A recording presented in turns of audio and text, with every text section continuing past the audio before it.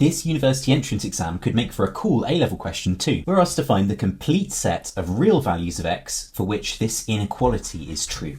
We've got various options here from A to F to choose from. Let's start by expanding the brackets here and subtracting 21 from both sides to get 0 on the right-hand side.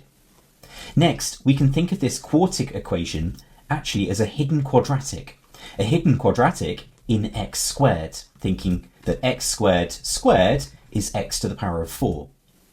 We can factorise this hidden quadratic as follows. Notice that this part is always going to be positive for all values of x. So that means that we can divide both sides by this bracketed term without having to worry about whether or not we need to flip around the inequality sign.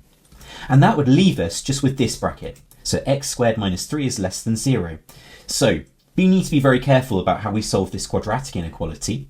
One way of thinking about it is a difference of two squares, where we have to square root 3 to get 3.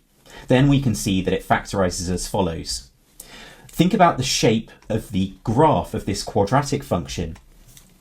This would be our root here, negative root 3, and this would be our root here, positive root 3.